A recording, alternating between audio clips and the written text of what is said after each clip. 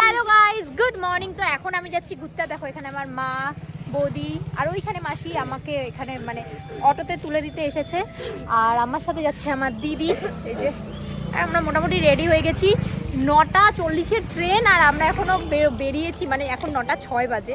জানি না ট্রেন কিভাবে পাবো, তো চলো যাওয়া যাক।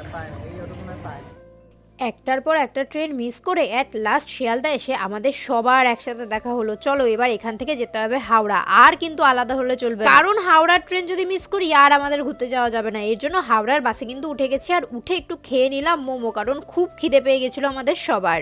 তো আমরা হাওড়া চলে এসেছি। হ্যাঁ, তো এই যে হাওড়া চলে এসেছি। আর আমি ব্লগ করছি, তাই বলে ওর বউর থেকে ব্লগ মানে মোবাইল ও কেন ব্লগ করতে পারছে না, তার জন্য ইয়ে করছে। আর এই যে আমরা সবাই, আর কৃষাণুর আর রিয়াকে এখন ফোন করবো, কোথায় আছে জানবো, তারপরে যাবো। চলো তুই পরকাতে নিস নিয়ে দি ভাই, আমি হাওড়া এসে পুরো টিমের সাথে কিন্তু আমাদের দেখা হয়ে গেছে। এখন আমরা একটু রিল বানাবো বলে, মানে ট্রানজ্যাকশন রিল বানাবো বলে এখানে সবাই মিলে লাফালাফি করছিলাম। আর এই দিকে দেখো আমাদের ট্রেনও কিন্তু অলরেডি দিয়ে দিয়েছে। আর আমাদের কোচ নাম্বার পড়েছিল DE1, যেটা খুঁজতে গিয়ে আমাদের সবার তো অবস্থা একদম খারাপ হয়ে গেছিলো, কারণ কোচ নাম্বারই আমরা খুঁজে পাচ্ছিলাম না। আর এই দিকে তো ভিডিও করার চক্কর রয়েছে, ভিডিও করতে গিয়ে কতজনের গায়ে যে ধাক্কা খেয়েছি তোমাদের আর কি বলবো। আমি ওদের যত বলছিলাম DE1 কোচের সামনের দিকে থাকবে, ওরা ততই বলছিল D1ই হচ্ছে DE1, কিন্তু অ্যাট লাস্ট DE1 বলে একটা আলাদা কোচ আছে, যেটাতে গিয়ে আমরা উঠতে পেরেছিলাম। মানে আমরা প্রথমে গিয়েছিলাম D13 পর্যন্ত, তার পরের কোচটাই ছিল আমাদের কোচ। আমরা যাইনি বলে আবার আমরা প্রথমে খুঁজে খুঁজে আবার তারপরে ওখানে গিয়ে কোচ অ্যাট লাস্ট খুঁজে পেয়েছি। এখন আমরা দৌড়াচ্ছি আমাদের কোচের দিকে DE1।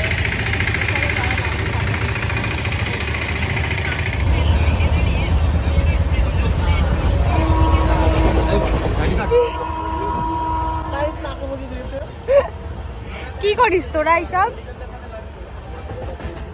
বাজে বাজে জিনিস করছিস তোরা? কি বাবা দেখ কি সব দেখাইতে চাও তোর নামে। মানুষ করতে হবে না মানে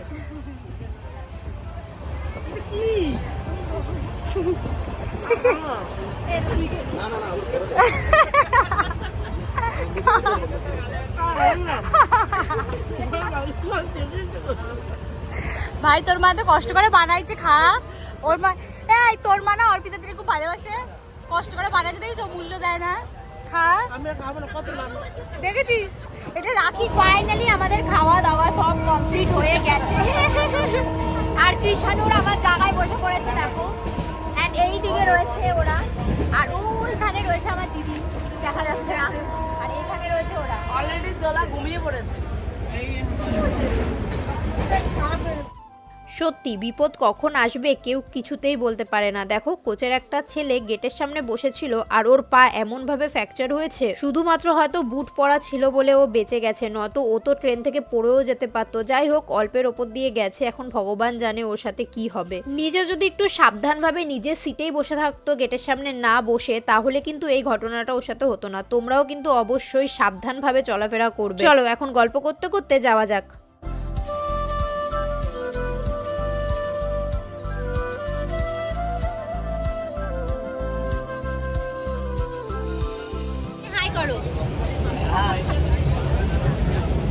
আমাদের একজন নতুন সাবস্ক্রাইবার হয়ে গেল, তাই তো?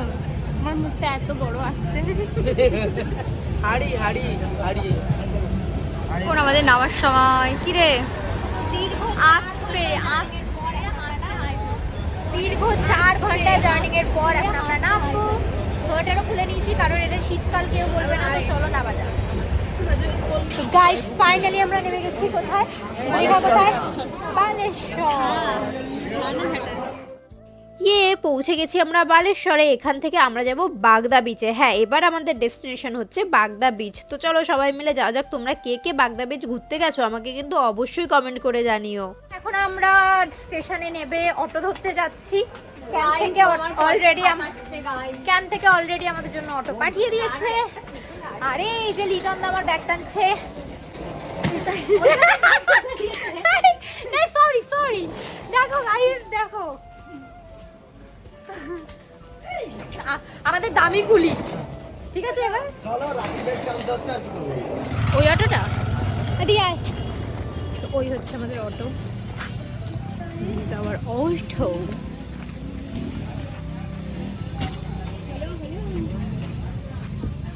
বয়ফ্রেন্ড বলে না পায়ের কাছে রাখে। হ্যাঁ ইয়ার কি নাকি ট্রেন থেকে নেবে অটোতে পার পারসন আমাদের পড়েছে 100 টাকা করে। অটো কিন্তু আমাদের ক্যাম্প থেকেই পাঠিয়ে দেওয়া হয়েছিল। এই যে এবার আমরা চলে এসেছি আমাদের ক্যাম্প, 36 কিলোমিটার, 1.5 ঘন্টা মতো লেগেছে। আমাদের ক্যাম্পের নাম হচ্ছে ভিকিংস। তো মোটামুটি আমরা চলে এসেছি, কিন্তু এখানে গান চলছে, মেন প্রবলেম হচ্ছে এটা। তো আমার ভয়েস তো মিউট করে দিতে হবে। তো চলো রুমে যাবো এখন, রুমটা তারপর দেখাচ্ছি। অ্যাম্বিয়েন্সটা কিন্তু অনেক সুন্দর, পুরো মৌসুমী আইল্যান্ডের মতো হলেও সমুদ্রটা কিন্তু পুরোটাই আলাদা। তোমাদের তো কালকের ভিডিওতে অবশ্যই সমুদ্র দেখাবো, কারণ এখন তো রাত হয়ে গেছে, সমুদ্র তোমাদের দেখাতে পারবো না। ক্যাম্পটার ডিটেলস আমি কিন্তু ডেসক্রিপশন বক্সে দিয়ে দিয়েছি, আর এখানেও দেখো নাম্বার শো হচ্ছে। তোমরা যদি যেতে চাও তাহলে অবশ্যই ভিকিংস ক্যাম্পের সাথে যোগাযোগ করো।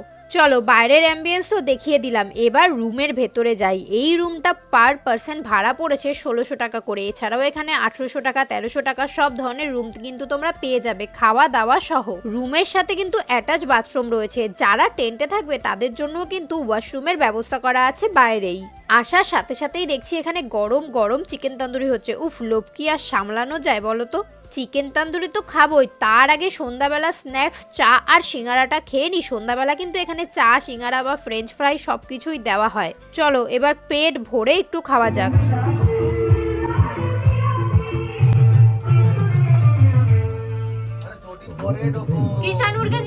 এই যে আমাদের বাড়িতে সবাই বেড়াতে এসেছে, আসো।